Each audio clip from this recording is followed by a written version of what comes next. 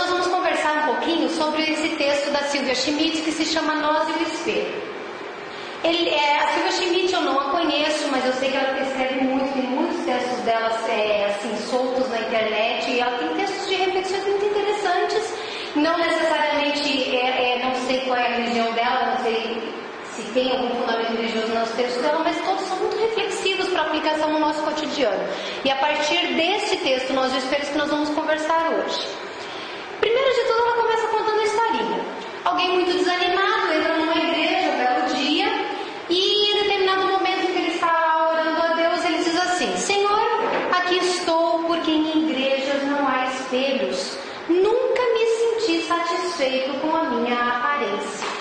Quantos de nós às vezes olham no espelho e dizem: olha, eu sou totalmente diferente do que eu queria ser?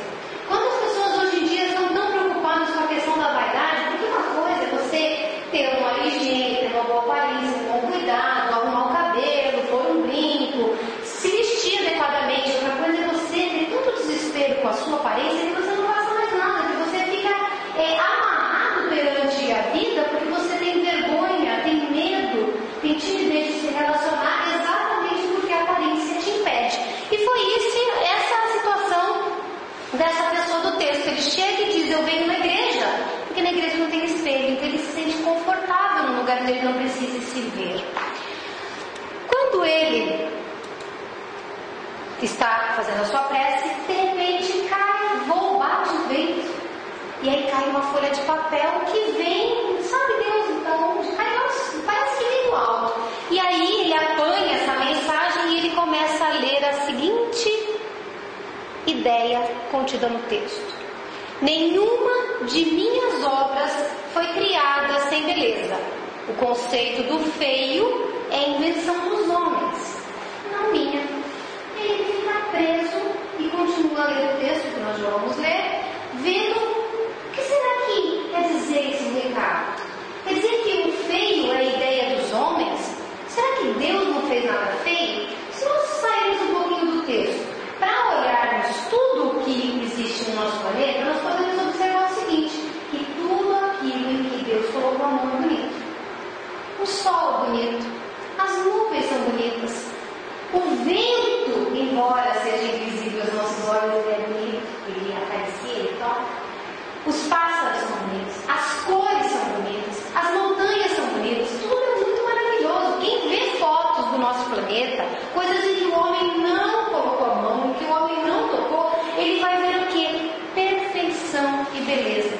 Mesmo o pior dos furacões, ele é bonito. Quando você olha, é tudo desenhado.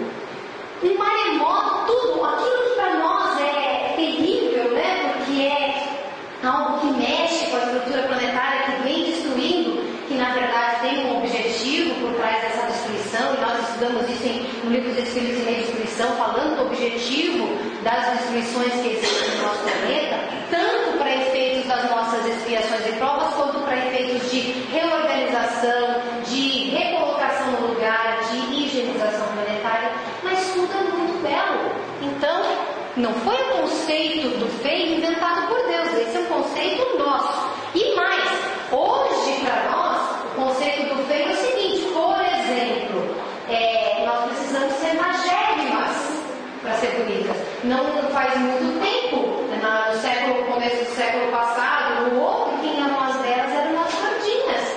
Todos os quadros antigos que se retratam as mulheres de antigamente eram de mulheres de peso, que hoje nós chamamos de sobrepeso para obesos. Então a beleza também é um conceito que evolui, que vai modificando de acordo com o tempo, de acordo com a sociedade. Mas voltando ao homem, ele continua lendo. E ele diz, e ele lê no papel assim: não importa se os braços são longos ou curtos, sua função é o desempenho do trabalho honesto. Veja que beleza de afirmação. Se eu vejo o braço, eu digo assim: meu braço é tão curto, eu não gosto, eu queria ter o braço mais esguio, mais comprido. Mas importa o tamanho do meu braço? Se o objetivo dele é trabalhar? Importa se o meu braço é mais peludo ou menos peludo, se é mais branco, se é menos branco, se é mais escuro, se é menos escuro? Se ele trabalhar realmente, porque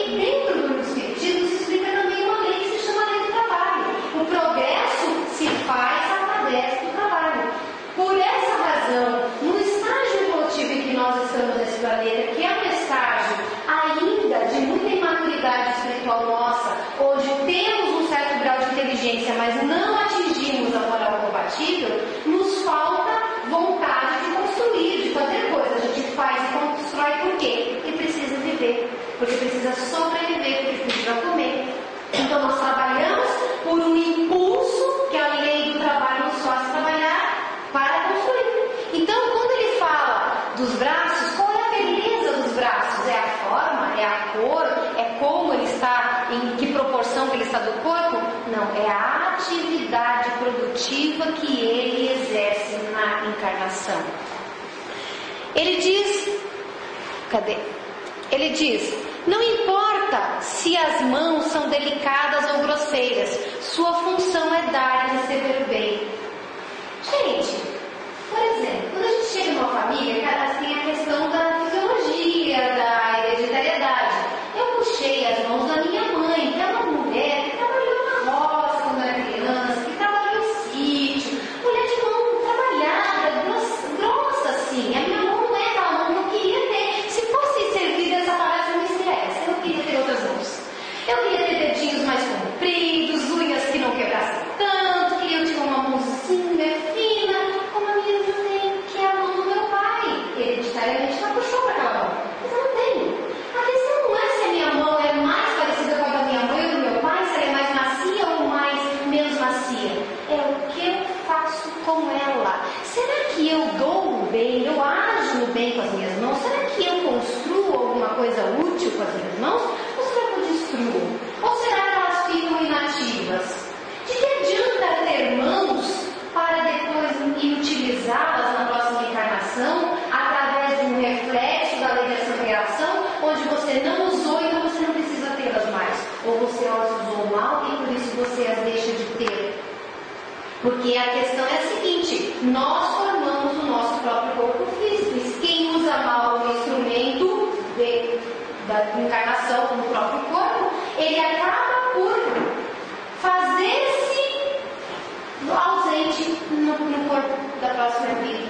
E isso, quando Jesus diz assim, para no momento em que o discípulo corta a orelha do guarda, na hora que Jesus vai ser preso, ele diz assim, embainha do espada, porque aquele que pela espada ferisse, pela espada será ferido. Se você usa mal a mão para pegar uma caneta e assinar uma pena de morte, você pega uma caneta e assina uma lei que vai se prejudicar as pessoas. Se você pega uma faca para ferir alguém, se você pega uma arma de fogo para matar alguém, o que você está fazendo? Usando um mau instrumento. Não importa se a mão é fina, bonita, ela está sendo usada para o mal. Então ela depois, num outro momento da encarnação, ela vai acabar sendo deixada de construir o seu novo organismo. Para quê? Para que você sinta a necessidade dela e diga, puxa, ela seria tão útil para mim para eu fazer bem, ela seria tão útil para mim para eu construir, mas eu não tenho.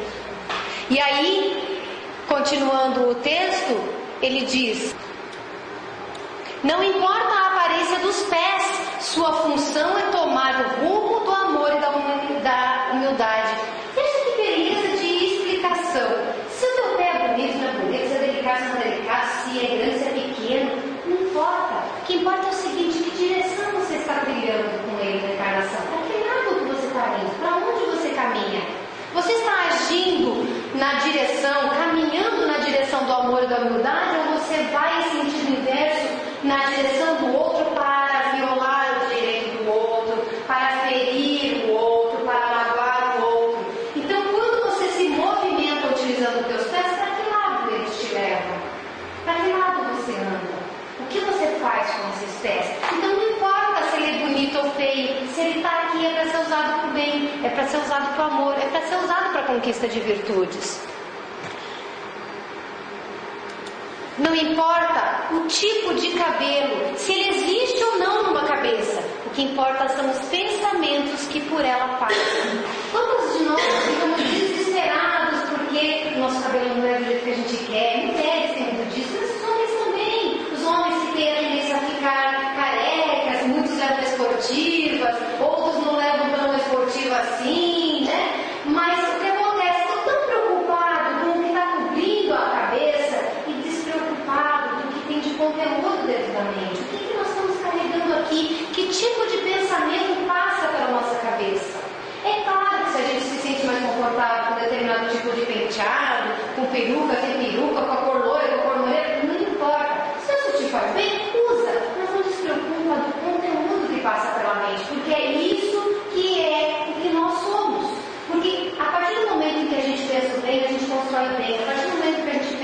no amor, a gente leva ao amor, a gente age com amor. A partir do momento que a gente pensa no ódio, pensa na inveja, pensa no rancor, pensa no ciúme, pensa na maledicência, pensa em todas as imperfeições e todos os sentimentos negativos, o que nós estamos jogando para essas outras partes do corpo que nós estamos falando? Do nosso instrumento.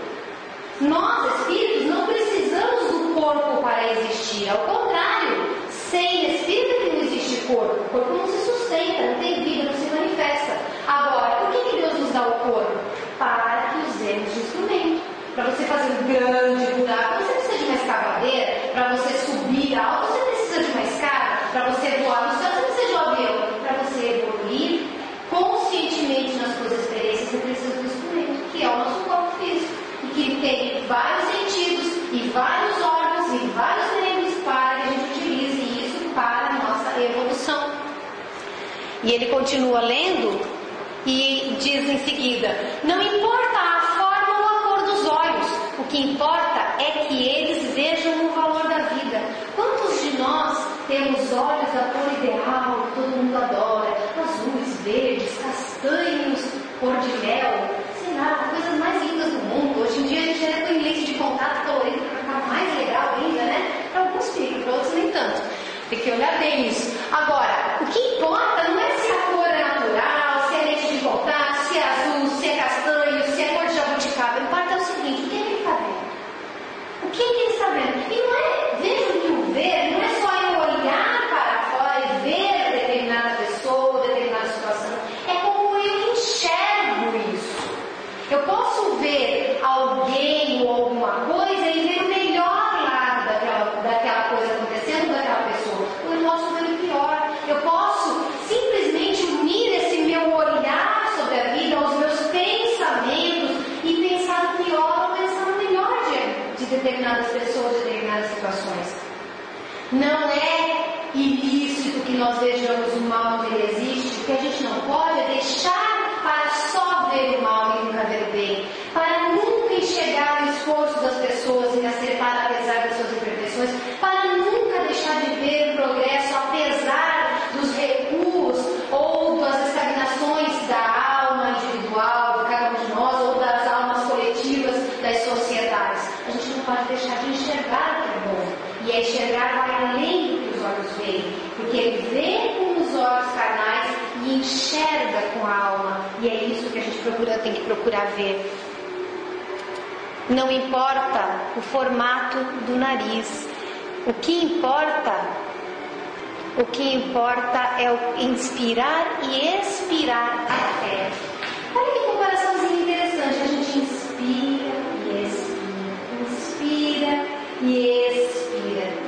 A gente só está preocupado em inspirar e expirar oxigênio, porque é o que nos sustenta a encarnação. Nós temos um instinto de sobrevivência que faz, que no livro dos Espíritos se chama a lei de conservação. Nós temos esse instinto de conservação, uma lei de sobrevivência que nos rege para que nós queiramos estar aqui. Porque se não fosse essa lei de conservação, nós não faríamos tanta questão de estar aqui encarnados como a gente pensa, não. O nosso desespero de estar aqui, ficando o pezinho na encarnação até o último segundo da existência, exatamente porque nós temos essa vontade de existir por uma lei divina.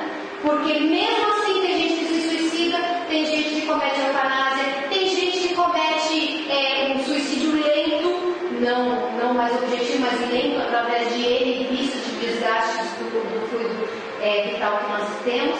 Então, ainda assim a gente se destrói, ainda assim a gente se mata. Imagina se existisse esse instinto de conservação em nós. Então, quando ele fala de inspirar e expirar a fé, é por um outro aspecto. Quando nós estamos nos preocupando com aquele oxigênio da alma. Porque, na verdade, apesar de existirem pessoas que são descrentes da vida espiritual, apesar de existirem pessoas que são ateístas, apesar de existirem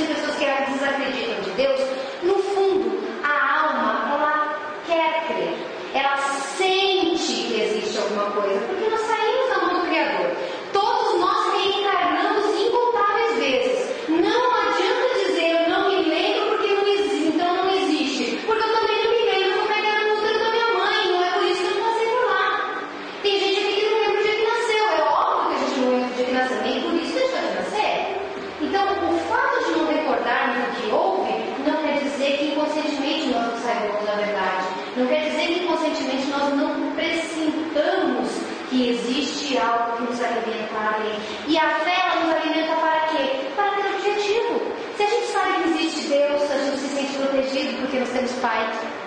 E se nós acreditamos nesse Deus como um ser bom e justo, nós ficamos mais confortáveis na vida, sabendo que está tudo certo e que a dor que a gente eventualmente esteja sentindo, que o sofrimento que nós estejamos passando, é um sofrimento e uma dor temporária, porque nenhum pai machuca o filho. Muitas vezes ele precisa, aqui na encarnação, tirar algum benefício do filho, que a gente chama de castigo, para que ele aprenda a fazer a coisa certa, para que ele se torne um homem de bem. E aí, quando a gente respira a fé, nós entendemos que há um motivo para estar vivos, para estar experimentando exatamente a experiência que estamos experimentando. Ressalvadas, é claro, as nossas decisões de quando escolhemos o bem e o mal e aí vamos receber a contrapartida da vida, porque também existe uma lei de ação e reação. Agora, se existe uma reação negativa, um comportamento negativo nosso, também é educativo, portanto, também vem de Deus. Não importa se a boca é graciosa ou sem atrativos, o que importa são as palavras que saem delas. Quantas vezes a gente pega aquela moça linda, ou aquele rapaz que parece um modelo de revista, aquela boquinha mais chuchu da vida, que a gente vai de boca mais linda. Não falando de vida, nós estamos falando de espiritismo na prática, e essa é a vida que a gente vive. Só que daí o que acontece com essa boquinha linda? Fala palavrão, xinga, faz maledicência, mente sobre o outro, só leva tristeza, angústia, agonia, dor. Para que serve uma boca tão bonita se ela não falar de amor, se ela não falar de beleza, se ela não falar de Deus, se ela não falar de alegria, se ela não falar de trabalho, se ela não falar de harmonia, se ela não conversar com o outro em prol da sua felicidade, da própria e da do outro. Essa que é a verdadeira função da boca. Falar bem. E não precisa ser religioso para falar bem. A beleza é que Deus joga tantas oportunidades, tantas experiências para a gente vivenciar aqui na encarnação, que não precisa. Eu tenho um conhecido na internet que se tornou meu amigo e ele é completamente ateu. Ateu de ficar bravo com quem acredita em Deus. E aí ele me falava, me dava uma chapuletada assim, literalmente dava uma bronca em mim, porque para ele todo mundo é crente. Não no sentido do evangélico, mas no sentido de crer. E quem crê para ele não é uma pessoa muito esperta. E aí eu respondia com uma educação, né? Não usando a boca, nesse caso, não vai ser teclado, mas eu respeito com uma educação que era meu amigo. Ele não acredita em Deus, ele não acredita nem que sobrevive após a morte.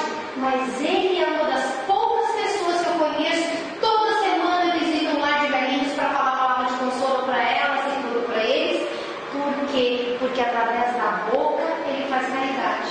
Através dos instrumentos que Deus nos deu. Então, nós não precisamos estar presos a nenhuma religião, mas se a religião nos torna melhores ainda, isso é muito melhor. Agora, não esqueçam também que a partir do momento em que nós dizemos cremos, a nossa responsabilidade triplica. Porque aí a gente tem respostas que o que diz crer não tem ou não aceita.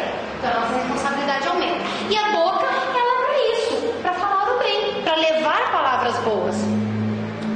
Nesse exato momento, então, ele termina de ler e ele sente que a sua vida toda se modifica, porque ele começa a olhar aquilo que nele ele chama de feiura, ele começa a olhar com um outro ponto de vista. E aí ele vai se dirigindo pensativo, esse homem dentro do templo, para a porta, para sair, e aí ele vê um lembrete.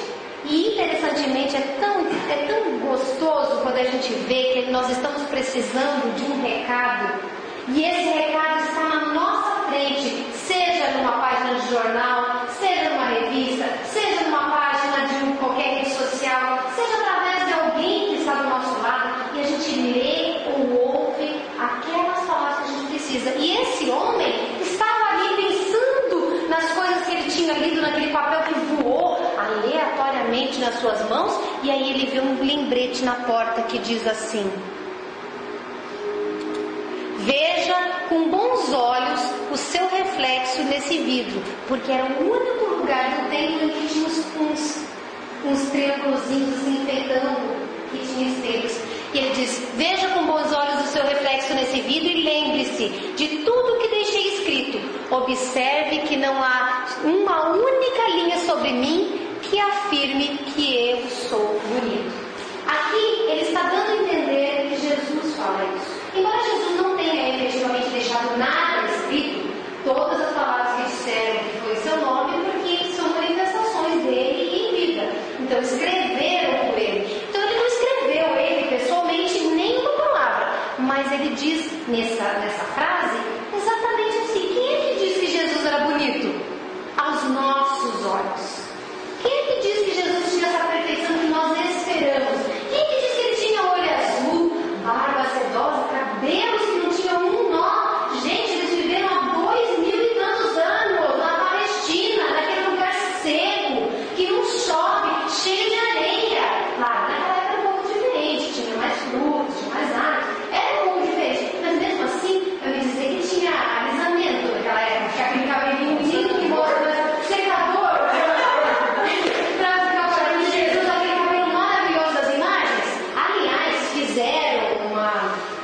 Computador, uma figura hipotética de Jesus, e dá licença, aquele lá não parece o Jesus dos meus sonhos, entendeu? Mas se ele era ou não era daquele jeito, é importante para a mensagem que ele deixou? Não era. Quem é que diz que Jesus era bonito aos olhos dos homens? Agora, e a alma dele? E quem ele era essencialmente? Era bonito ou não era? A gente sabe, a gente não precisava conhecer Jesus para saber. Eu acredito que todas as pessoas, todas, nenhuma pode ser excluída desse raciocínio, na minha opinião. Todas as pessoas que têm alma boa, ela pode ter a aparência que normalmente nós rejeitaríamos por acharmos feio, por acharmos anormal. Mas quando tem alma boa, elas emitem um brilho, elas emitem uma energia que não tem quem ficar feio desse jeito. E posso até dizer para vocês o seguinte: eu não sei o que vocês acham de mim, não vem ao caso, não quero nem saber, por ver outras coisas. Mas, quando eu estou de mau humor, gente, eu não me olho no espelho. Porque eu me acho horrível. Porque eu vejo que aquilo que eu estou vendo no espelho não é este rosto, este cabelo, eu estou vendo a energia que emito. E eu tenho certeza que isso acontece com cada um de vocês. O dia que vocês acordam felizes, que vocês estão de bom humor, que vocês dormiram bem, que vocês fizeram a sua sintonia com Deus, com o seu anjo de guarda, seu mentor, que vocês estão olhando para a vida dizendo assim: graças a Deus eu estou aqui. Vocês olham no espelho e dizem: nossa, meu está tão bom. Minha pele hoje está perfeita, não preciso mais nem pensar em fazer botox aqui no tempo. Porque essa é a verdade, nós emitimos uma energia renovadora. Então, gente, a beleza, ela está na alma. O corpo, ele vai refletir essa beleza. E não preciso nem brincar muito conosco ou comigo para saber que existem mulheres e homens lindíssimos que têm um caráter tão desprezível ainda que a gente acha ruim. Não é verdade? Isso aí, isso eu estou falando, eu acho que todo mundo tem essa experiência. Aí eu faço uma pergunta para a gente ir terminando. Algum de vocês já se perguntou alguma vez qual é a parte do corpo, do seu corpo, que é mais importante? Essa frase aqui eu tirei de um texto do Momento Espírita, em que a mãe faz essa pergunta para o filho um dia fala: são as mãos, depois ele fala: é a via, são os olhos, mas ele vai dando justificativas a respeito do que os olhos fazem, né? O que a gente pode até falar de certa forma. E aí a mãe vai dizendo que não. Até o momento em que morre alguém muito querido na família, eles vão ao velório antes do enterro. E chega no velório antes do enterro, o pai do rapazinho, do menino, estava chorando, muito entristecido, porque o avô do menino tinha desencarnado. E aí a mãe pergunta: meu filho, você já sabe qual é a parte do seu corpo que é a mais importante? E eu pergunto para vocês agora: vocês sabem qual é a parte do corpo de vocês que é a mais importante? Vocês já pensaram nisso? Coração? Será que é coração? Vocês nunca pensaram nisso, né? Não tinha pensado. Não tinha pensado. O menino fica ali, a minha mãe viajou, virou, abriu o velório do meu avô, meu pai disse, desdobrando de chorar. Ela vai me perguntar uma coisa que eu achei que era brincadeira. Tanto tempo ela está perguntando e nunca deu resposta. Eu estou sempre errado. Não,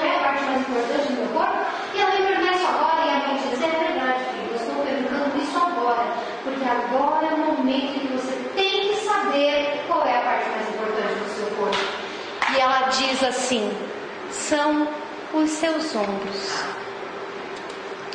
Por quê? Não porque eles estão sustentando a sua cabeça, porque é daí que você tem muitas características positivas para viver, mas é porque ele pode apoiar a cabeça de um amigo ou de alguém necessitado quando eles choram, porque todos nós em algum momento precisamos chorar no ombro de alguém, porque todos nós em algum momento podemos estar ao lado de alguém que está precisando chorar. A gente precisa ser casado, precisa tentar consolar, precisa, mas nem toda dor tem consolo, nem toda dor a gente consegue tirar através da nossa presença, do nosso ouvir ou do nosso falar. E tem horas, como até tem uma historieta que o homem perdeu a esposa e o menino foi na casa do vizinho, sentou lá e ficou um tempão. Aí a mãe, quando ele volta para casa, a mãe fala assim: por que você foi lá falar com o vizinho? Está tão tristinho por causa da esposa dele que faleceu. Aí o menino diz assim: mãe, eu só fui lá ajudar ele a chorar. Então os ombros, gente, encerram a nossa conversa de hoje falando dos ombros de uma razão muito simples. Tudo em nós é importante, tudo, mas a gente precisa usar os nossos instrumentos com caridade, e os ombros são no nosso corpo o símbolo da nossa caridade para com o próximo. Quando eu chego para alguém que sofre, que chora, eu ofereço o meu ombro, essa pessoa sabe que não está sozinha, essa pessoa sabe que está sendo amada, essa pessoa sabe que pode contar com alguém, essa pessoa sabe que ela pode chorar, que ela não irá cair, porque nós estamos do lado dela para levantar, para segurar na mão. Então, não esqueça de tudo isso que a gente conversou hoje, que na verdade é para levar para a vida mesmo. Nós falamos do espiritismo no meio, citamos algumas leis, falamos de algumas reflexões espíritas, mas porque espiritismo é prática, espiritismo é atitude, espiritismo é amor lá fora, não aqui dentro. Aqui dentro é fácil ser legal, aqui dentro é fácil amar, todo mundo é jovem aqui, quero ver amar lá fora. Então não esqueça dos dois ombros que vocês têm, para que a gente possa sempre lembrar que a nossa vida sem amor e sem caridade, ela só nos levará ao sofrimento, e a gente quer ser feliz, né? Deus abençoe a todos, que Deus acompanhe. Eu espero ter conseguido atingir o coração de quem está no espiritismo, espero ter tocado a alma de vocês para a gente continuar, especialmente porque agora estamos terminando outubro, nós estamos entrando para novembro, daqui a pouco tem Natal, esse clima de fraternidade, esse clima de alegria, esse clima de amor, ele tende a crescer, e cresce porque a gente contribui, e porque os Espíritos de Deus também vêm para a Terra para ajudar, que pessoas como nós, que temos boa vontade, apesar das nossas imperfeições, trabalhemos